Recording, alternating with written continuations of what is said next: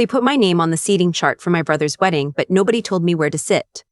I found out from my cousin. She texted me the morning of, said the table assignments were posted on the venue website.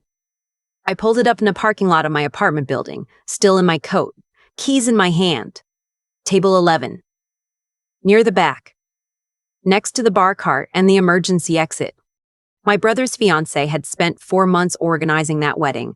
Color-coded binders, a custom font on the invitations, calligraphy on every escort card. She found time to assign our elderly neighbor, a woman none of us had seen in 6 years, a seat at table 4 beside the immediate family.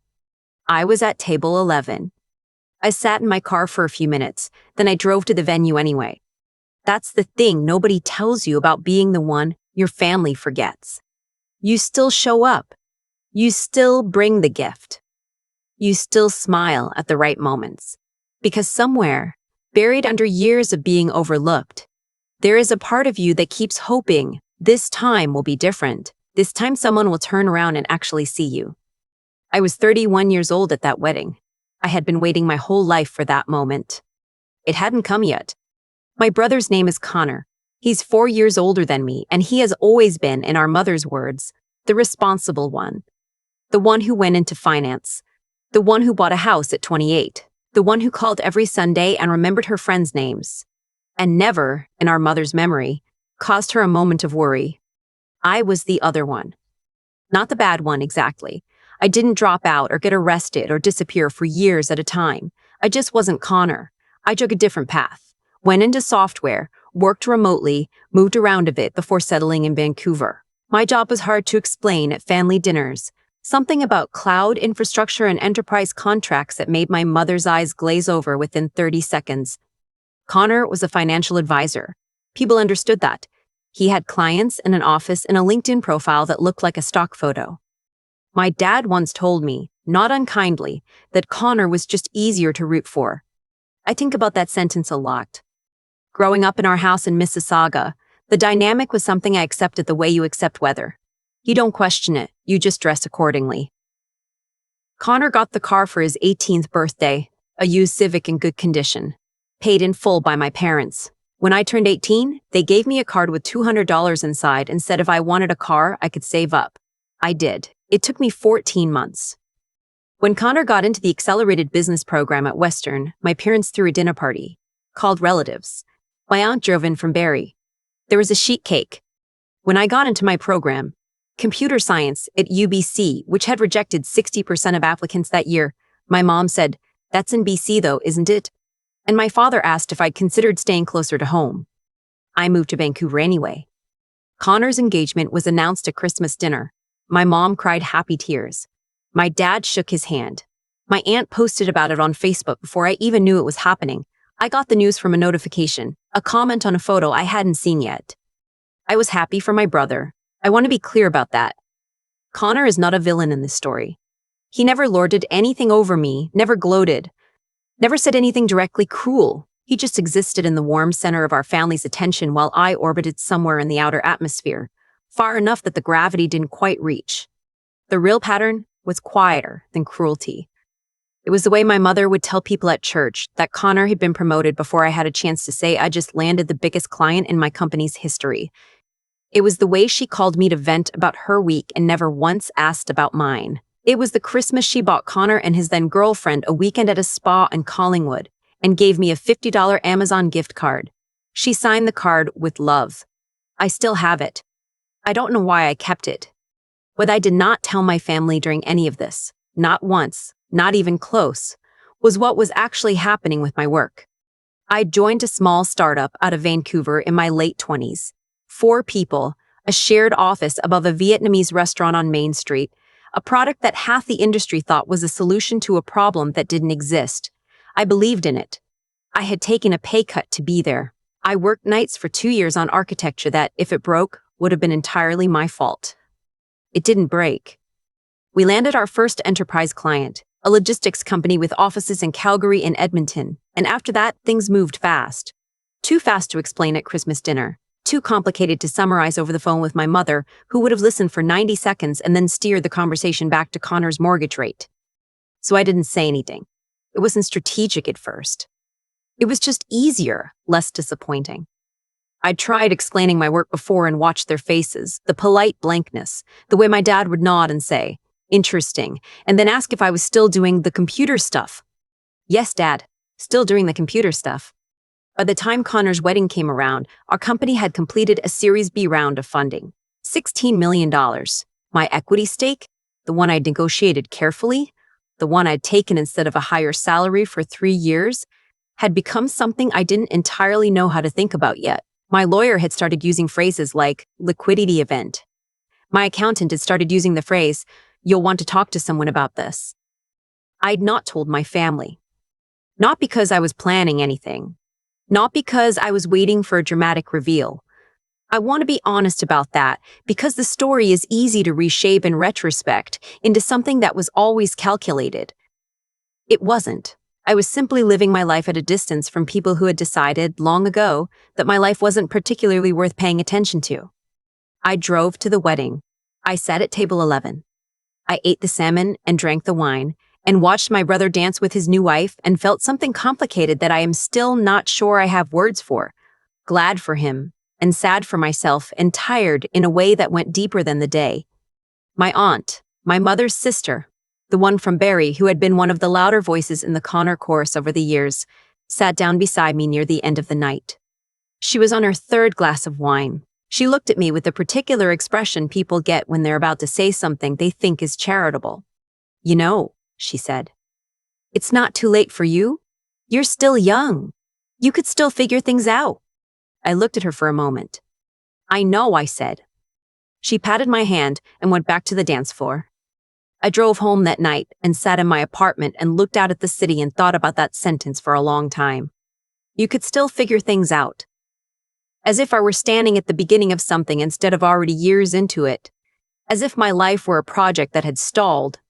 3 months after the wedding, our company signed a letter of intent with a major enterprise software firm that had been circling us for over a year. The acquisition process took another 5 months. It was the longest, strangest, most exhausting period of my professional life. I signed things I didn't fully understand until my lawyer explained them. I had calls at 6 in the morning with people in time zones I had to look up. When it closed, my share of the deal was enough that I sat in a boardroom in downtown Vancouver and had to ask the lawyer to repeat the number. She repeated it. I asked her to write it down. She wrote it down. I folded the piece of paper and put it in my coat pocket and walked outside into a gray November afternoon and stood on the sidewalk for a few minutes watching people go by and thought, The first person I told was my accountant. The second was my lawyer. The third was my best friend, who screamed into the phone loud enough that I had to hold it away from my ear. The fourth was my therapist, who said, "How does that feel?" in the way therapists do, and I said I wasn't sure yet, which was true. I did not call my mother. I didn't decide not to. I just kept not doing it, day after day, in the way you don't do things, when there's no particular urgency and no particular excitation of being heard. What I did do, over the following months, was make some decisions about my life that I'd been putting off for years. I bought a condo in Kitsilano, not the flashiest neighborhood in Vancouver, but the one I'd always wanted to live in, close to the water, with a farmer's market on weekends and a coffee shop I liked on the corner. I paid for it the way I'd learned to pay for things, quietly, practically, without telling anyone who hadn't asked. I set up a meeting with a financial advisor, not my brother, which was a decision I made for reasons I didn't fully interrogate, and started thinking seriously about what I wanted the next 10 years to look like. I took 3 weeks off, the longest break I'd had in 4 years, and went to Portugal alone. I walked a lot. I ate well. I called my best friend every few days. I did not check my family's social media.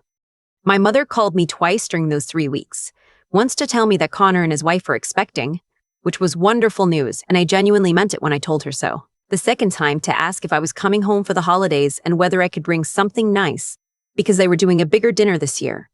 She did not ask how I was. She did not ask what I was up to. She did not ask anything about my life at all. I told her I'd let her know about the holidays. I landed back in Vancouver on a Thursday, went to my condo, opened the windows to the November cold, and made myself a cup of tea and sat looking at the water for a long time. I went home for Christmas. I want to be fair here. I didn't go home to prove anything. I went because it's Christmas and because Connor was going to be there with his wife and the news of the pregnancy was still new and good, and because some part of me is always hoping, even now, that things might be a little different. My mother had done the house up beautifully, the way she always did. The tree was in the corner with the angel on top that had been there since I was 4. The kitchen smelled like butter and cinnamon. My aunt was there and a few family friends, and Connor and his wife, who was glowing in the specific way that people in their first trimester sometimes are when they've gotten past the hard part. It was nice. It was genuinely nice. We were at dinner when my aunt asked Connor about work, the way she always did. Things going well at the firm? And Connor said yes, they had a strong quarter, a couple of big client wins, very encouraging. My mother beamed. My father asked a follow-up question. My aunt nodded approvingly. Then, in the particular silence that followed, my aunt turned to me. And you're still doing the tech stuff? More or less, I said. That's good, she said in the tone people use when they mean, bless your heart. My mother was already turning back toward Connor. And then my father, who rarely surprised me, asked, didn't you mention something a while back about your company? Some deal? I looked at him. It was the first time anyone in that room had asked me a direct question about my work, and I genuinely couldn't remember how long. Yeah, I said. We were acquired, actually, back in November. Silence. Not dramatic silence. Just the kind of pause that happens when people hear something that doesn't quite fit the story they've been telling. Acquired, Connor said. By Mercer Hadley, I said. The name wouldn't mean much to them. They're a big enterprise software company. Based in Toronto, actually, with offices in Calgary in the States. Huh, my father said. My mother was looking at me differently now, not warmly. More like she was recalibrating something. So what does that mean? My aunt asked. For you? I took a sip of my wine. Outside, it was snowing. The first real snow of the season, which always came late in Mississauga and stayed too long. It means the company was purchased, I said, and the founders and early employees with equity stakes received a payout as part of the deal. Another pause. How much? My aunt asked, in the way people ask things when they've forgotten that they're not supposed to. My brother said quietly, you don't have to answer that. I looked at him. Something in his eyes. Not jealousy exactly, more like recognition. Like he was the first person in that room who had done the math and understood what I was probably not saying. It's fine, I said. I thought about how to put it. Enough that I've been meeting with a financial planner, I said. Enough that I bought a place in Vancouver without a mortgage. My mother set down her fork. It wasn't dramatic. She didn't cry or make a scene. She just set down her fork and looked at me and said, You bought a condo? Yes. And you didn't tell me? I was going to. She looked at my father. He was looking at the table. My aunt had gone very quiet, which for her was unusual enough to notice. I didn't know, my mother said, and she wasn't angry. She was something more complicated than angry. She was, I think, realizing something. I didn't know any of this was happening. You didn't ask, I said. I didn't say it cruelly. I said it the way you state a fact that has been true for a long time. I've been doing the computer stuff for 6 years, Mom. You never really asked how it was going. She didn't say anything. Connor reached across the table and refilled his glass. His wife put her hand on his arm. My aunt, bless her, tried to pivot. Well, that's wonderful news, though, isn't it? This calls for. Mom, I said. I wasn't interested in the pivot. I don't need a celebration. I'm not telling you this to make a point. I'm telling you because Dad asked and because I'm tired of being the person in this family whose life happens somewhere else, out of sight, and nobody notices until. I stopped, took a breath. I'm not angry. I just want you to know that I've been okay. I've been more than okay. And it would have been nice over the years if someone had thought to ask. The table was quiet for a long moment. My mother picked her fork back up, and she put it down again. I'm sorry, she said. And she looked like she meant it, or was beginning to mean it, which is maybe as much as you can ask for in a Christmas dinner revelation. I didn't realize I wasn't asking. I know, I said. We finished dinner. The snow kept coming down outside. My brother helped clear the table. And at one point, in the kitchen while I was rinsing a dish, he came and stood beside me and said quietly, I didn't know either. I know you didn't, I said. I'm proud of you, he said. And I believed him because he's not the villain. He never was. Thanks, Khan. He squeezed my shoulder and went back to the living room. I stood at the sink for another minute, looking out the window at the backyard, at the snow collecting on the old cedar deck my father had built the summer I was 9. I thought about the seating chart, table 11, the emergency exit, the bar cart. I thought about my aunt's hand on mine. You could still figure things out. I thought about a gray November afternoon on a sidewalk in Vancouver. A piece of paper folded in my coat pocket, the number written in blue ink. I didn't need them to understand all of it. I didn't need a sheet cake or a Facebook post or a table closer to the front. I had spent a long time letting the distance define me, letting the silence mean something it maybe didn't. But I was done performing smallness for people's comfort. I dried my hands on the dish towel and walked back to the table and poured myself a little more wine and sat down. My mother was telling a story about someone from church. My aunt was laughing at something on her phone. Connor's wife was talking quietly with my father about the nursery colors they were considering. And for the first time in a long time, I wasn't orbiting. I was just sitting there, at the table, taking up the space I had always been allowed to take up. I'd just forgotten for a while that nobody else gets to decide how much room you deserve. Nobody noticed the shift, but that was fine. I noticed it. I still think about that piece of paper sometimes. The number written in blue ink, folded once, tucked into my coat pocket on a gray November afternoon while strangers walked past me on a Vancouver sidewalk and had no idea that anything had happened at all. That's the part nobody tells you about, the quiet of it. You spend years assuming that when something significant finally arrives, it will feel enormous, that the world will rearrange itself around the moment. It doesn't. The sidewalk stays the same. The clouds stay low. You fold the paper and you keep walking.